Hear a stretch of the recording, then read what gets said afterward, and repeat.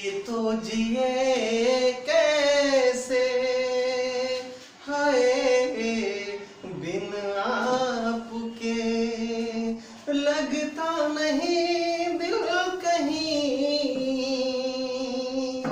बिन आपके। बात सही है, मैंने आपसे पहले भी कहा था कि मुझे बच्चों के बिना दिल नहीं लगता। ये वीडियो बनाना मैं एक जरिया बनाया था कि बच्चों के साथ में रह सकूं, चूंकि लॉकडाउन की वजह से बच्चों से मेरा संपर्क टूट चुका है और ये एक जरिया मैंने बनाया ताकि आप लोगों के साथ में रह सकूं। चलिए तो आज की पढ़ाई क्या है इसके बारे में हम लोग देखते हैं कि आज हम लोग क्या पढ़ने वाले हैं।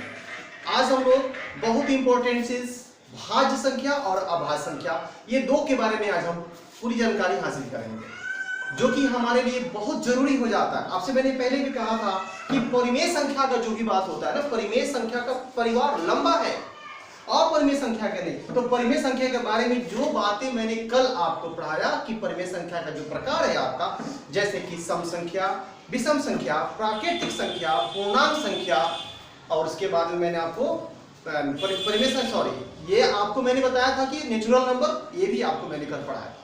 इसके बाद आज हम लोग बात करने वाले हैं भाज्य संख्या और अभाज्य संख्या, ये भी परिमेय संख्या ही होते हैं। तो चलिए बात करते हैं भाज्य संख्या के। भाज्य संख्या किसे कहते हैं? आप सिर्फ ध्यान से सुनिए, आप सिर्फ ध्यान से देखिए। आपको मैं वादा करता हूं आपसे कि आपको लिखने की और रटने की बिल्कुल आवश्यकता नहीं पड़ने वाली है। तो बात करते हैं भाज्य संख्या की। भाज्य संख्या किसे कहते हैं? एक ऐसी संख्या, सुनिएगा, एक ऐसी संख्या, आप इसको ऐसे भी बोल सकते हैं, ऐसी प्राकृतिक संख्या, ठीक है, ऐसी प्राकृतिक संख्या जो, मतलब आप बोल सकते हैं जो या जिसका गुणनखंड 1, 2, 3, 4 इस तरह से कहिए, या आप इस तरह बोल सकते हैं कि एक ऐसी भाज्य संख्या जो 1 से विभाजित हो, अपने आप से विभाजित हो और दूसरी संख्या से भी विभाजित हो जाए, उसे हम भाज्य संख्या कहते हैं। एक बार आप फिर से सुनेंगे, एक ऐसी प्राकृतिक संख्या जो 1 से विभाजित होती हो, अपने आप से विभाजित होती हो और किसी अन्य संख्या से भी विभाजित होती हो, उसे हम भाज्य संख्या कहते हैं। कैसे? इसको अब एग्जाम्पल के जरिए समझते हैं। आप देखेंगे यहाँ पे मैंने आपसे कहा कि जो संख्या 1 से कटती है, अपने आप से कटती है और किसी अन्य संख्या से भी भाग लगती है, उसे हम भाज्य संख्या कहते हैं। जैसे मैं आपको बोल दूं 4 हो गया, तो आप देख सकते हो कि 4 को अगर हम कटाते हैं, इसको भाग देते हैं, तो 4 हमारा 1 से भी कट जाएगा, 4 हमारा 2 से भी कट जाएगा और 4 जो है हमारा 4 हमारा 4 से भी कट जाएगा। तो ये 4 1 से भी कट रहा है, 2 से भी कट रहा है और 4 से भी कट रहा है। तो परिभाषा के अनुसार कि जो संख्या 1 से कटे, अपने आप से कटे और किसी दूसरी संख्या से भी कटे, उसे हम भाज्य संख्या कहते हैं। एक और एग्जांपल लेते हैं। मान लीजिए कि 6 है, तो 6 आपका 1 से भी डिवाइड हो सकता है, 2 से भी हो सकता है, 3 से भी हो सकता है और 6 जो है वो 6 से भी डिवाइड हो सकता है। तो आप देख सकते हैं कि 6 के जो फैक्टर है, जो गुणनखंड है, वो 1, 2, 3, 4 संख्या से एक कट रहा है। तो ऐसी सभी संख्याएं जो 1 से कटती हैं, अपने आप से कटती हैं और किसी दूसरी संख्या से भी भाग लगाने पर पूरी तरह से कट जाती है, उसे हम भाज्य संख्या कहते हैं। आपको ये बातें समझ में आ गई होगी। अब चलते हैं आगे बात करते हैं कि भाज्य संख्या के प्रकार कितने होते हैं। भाज्य संख्या के प्रकार, उसके काइंड कितने होते हैं, कितने प्रकार का भाज्य संख्या होता है। हो सकता है कि कितने बच्चे ऐसे जानते होंगे कि भाज्य संख्या का प्रकार होता है क्या? एकदम होता है। कैसे होगा भाज्य संख्या का प्रकार? पहले ये समझते हैं कि उसका काइंड कैसे हो सकता है। देखिएगा 4 और 6, गौर से देखिएगा, 4 और 6 दोनों का दोनों क्या है? सम संख्या है, सम संख्या है और ये दोनों का दोनों भाज्य संख्या है। यहां देखिए 9 क्या है? एक विषम संख्या है, परंतु ये भी क्या है? एक भाज्य संख्या है। कैसे? 9 1 से भी कट जाएगा, 9 3 से भी कट जाएगा और 9 9 से भी कट जाएगा। तो ये भाज्य हुआ कि नहीं? तो भाज्य ये भी है और भाज्य ये भी है। दूसरा देखते हैं, 15 को ले लेते हैं। 15 क्या है? विषम संख्या है कि नहीं है? तो 15 1 से भी आपका डिवाइड हो जाएगा, 3 से हो सकता है, 5 से होगा और 15 जो है आपका 15 से हो जाएगा। तो आप देख सकते हैं कि ये भी 4 अंकों से कट रहा है। 2 से ज्यादा से कटना चाहिए, 1 से कटना चाहिए, अपने आप से कटना चाहिए और किसी अन्य संख्या से भी कटना चाहिए, तभी वो भाज्य होता है। इसको हम लोग इंग्लिश में कंपोजिट नंबर, इसका दूसरा नाम यौगिक संख्या भी है, इसको हम यौगिक संख्या भी कहते हैं। अब यहां देखिएगा एग्जांपल को समझिए, यहां 9 और 15 दोनों का दोनों विषम संख्या है और ये दोनों का दोनों क्या है, सम संख्या है। अब इनके आधार पर भाई ये भी भाज्य संख्या है और ये भी भाज्य संख्या है, तो फिर दोनों में फर्क क्या रहा, जबकि ये विषम है और ये सम है, फर्क है। अब इसी फर्क को देखते हुए भाज्य संख्या का 2 प्रकार बता दिया गया। अब भाज्य संख्या का 2 प्रकार कौन कौन होता है ये देख लेते हैं। भाज्य संख्या का पहला प्रकार है सम भाज्य संख्या, सम भाज्य संख्या, और दूसरा होता है विषम भाज्य संख्या। क्यों, देखिएगा मैंने कहा समभाज्य संख्या, तो समभाज्य संख्या का मतलब एक ऐसी भाज्य संख्या, सॉरी आप उसमें भाज्य लगाकर बोलेंगे, भाज्य को हटा करके नहीं बोलेंगे, एक ऐसी भाज्य संख्या जो 2 से पूरी विभाजित हो जाए। एक ऐसी भाज्य संख्या, ये भाज्य संख्या तो है ही, जो 2 से पूरी विभाजित हो जाए उसे हम समभाज्य संख्या कहेंगे। जैसे कि आपका 4 और 6 2 से काटिएगा पूरा कट जाएगा। इसके अलावा आप 8 ले लीजिए, इसके अलावा 10 ले लीजिए, इसके अलावा 12 ले लीजिए, ये सब के सब क्या आते हैं, समभाज्य संख्या के अंतर्गत आते हैं। अब बात करते हैं विषम भाज्य संख्या की, कि विषम भाज्य संख्या किसे कहते हैं, एक ऐसी भाज्य संख्या जो 2 से भाग देने पर पूरी तरह से विभाजित नहीं हो। आप 2 से कटा दोगे 9 को, नहीं। 15 कटा सकते हैं, नहीं। 21 कटा सकते हैं, नहीं। ये 2 से कटेगा नहीं, परंतु ये क्या है, भाज्य संख्या है, इसीलिए इसका नाम क्या पड़ा, विषम भाज्य संख्या। आई होप कि आपको ये चीजें समझ में आ गई होगी। अब हम बात करेंगे आगे भाज्य संख्या के बारे में ही, कुछ और चीजें मैं आपसे बाद में बात करूंगा। पहले बात कर लेते हैं अभाज्य संख्या के बारे में और फिर बारे में इसके बारे में थोड़ी सी बातें और हम लोग कर लेंगे। चलिए इसको पहले थोड़ा साफ कर देते हैं।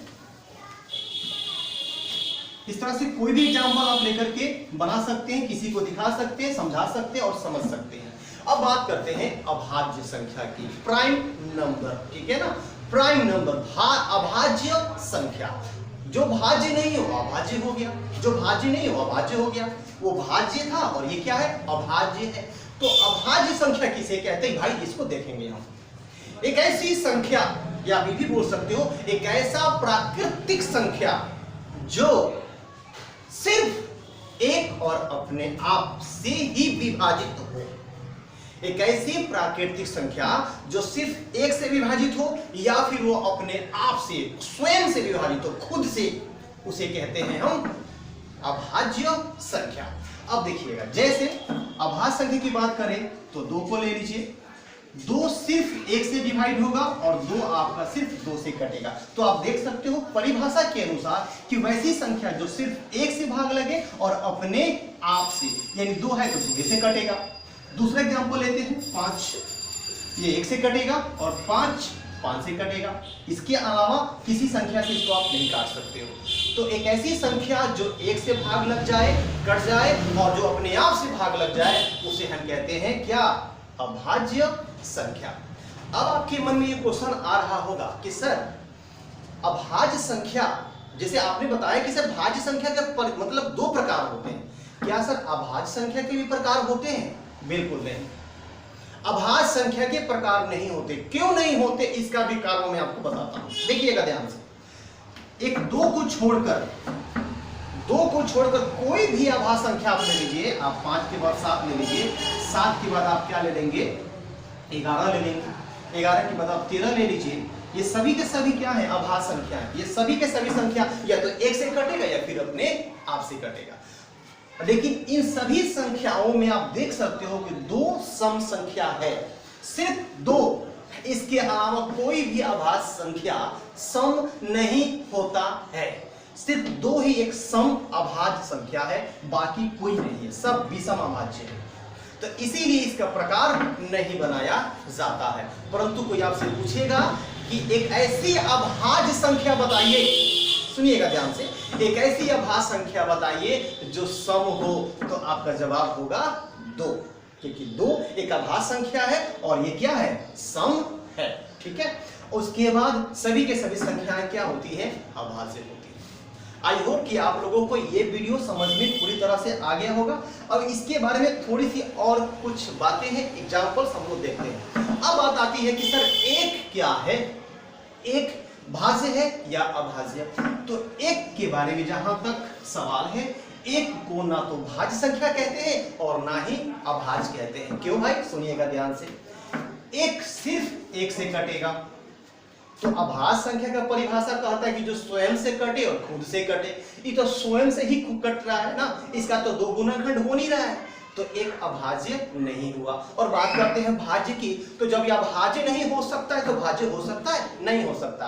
तो एक ना तो भाज्य संख्या है और ना ही अभाज्य संख्या है। आपको ये समझ में आ गया होगा। अब बात करते हैं, आपसे कोई ये कहे कि सबसे छोटी अभाज्य संख्या बताइए कि सबसे छोटी अभाज्य संख्या क्या होती है। तो सबसे छोटी अभाज्य संख्या हमारी 2 होती है, याद रखिएगा। सबसे छोटी अभाज्य संख्या 2। और सबसे छोटी भाज्य संख्या क्या होती है, तो सबसे छोटी भाज्य संख्या हमारा क्या है, 4 है। सबसे छोटी भाज्य संख्या क्या है, 4 है। 4 से छोटा कोई भाज्य संख्या होता ही नहीं है। अब आपसे कोई ये कहे कि ठीक है ठीक है ठीक है, छोटी तो बता दिए, बड़ी का नाम बताइए। तो बड़ी आप अभाज्य संख्या या बड़ी आप भाज्य संख्या निकाल सकते हैं, परंतु इसको निकालने के लिए आपको कई साल इसमें गुजारने होंगे अपने जीवन के, तब जाकर के आपको इसके बड़ी से बड़ी संख्या प्राप्त कर सकते हैं। बट अभी इसके बारे में कोई ऐसी सूचना नहीं है कि भाज्य संख्या ये बड़ा होता है या अभाज्य संख्या ये बड़ा होता है। तो ये आपको समझ में आ गया होगा। अब इसके बाद मैं आपको एक और बताना चाहता हूं कि इसके आधार पर कुछ होमवर्क मैं आपको देना चाहता हूं, और आप प्लीज उसको बनाइए और कमेंट कीजिए या मेरे व्हाट्सएप नंबर पर अपने जवाब को आप सेंड कर सकते हैं। मेरा व्हाट्सएप नंबर आप लिख सकते हैं 6201485769। ये मेरा व्हाट्सएप नंबर है और मेरा मोबाइल नंबर भी है। आप इस पर अपना होमवर्क बनाकर डाल सकते हैं। होमवर्क क्या है, देखिए बोल रहे हैं या सुनिए, बाद में भी आप लिख सकते हो। होमवर्क आपका ये है, 1 से 100 के बीच, 1 से 100 के बीच आपको चुनना है कि भाज्य कौन है और अभाज्य कौन है। यदि आपने भाज्य और अभाज्य दोनों को चुन लिया तो आपको चुनना होगा सम अभाज्य कौन है और विषम अभाज्य इसमें कौन है। चलिए आज के लिए इतना ही रहने देते हैं, और याद रखिएगा जब हम आगे आपको और भी चैप्टर पढ़ाएंगे, मतलब अभी तो इसके बारे में पढ़ाई हो रही है, अभी कुछ और संख्याओं के बारे में बातें करनी है हम लोगों को। उसके बाद जब चैप्टर स्टार्ट होगा और जब आप HCF सीखेंगे, महत्तम समावर्तक, हाईएस्ट कॉमन फैक्टर, उसमें आपसे सवाल किया जाएगा कि 2 क्रमागत भाज्य संख्या का मौसम क्या होता है और 2 क्रमागत अभाज्य संख्या का मौसम क्या होता है। ऐसे बहुत सारे क्वेश्चन हैं जो आपके एग्जाम में आते हैं। मैं पूरी कोशिश करूंगा, जान लगा दूंगा कि आपका एक भी क्वेश्चन आपके एग्जाम में नहीं छूटे। चलिए मिलते हैं अगले वीडियो में, तब तक के लिए जय हिंद।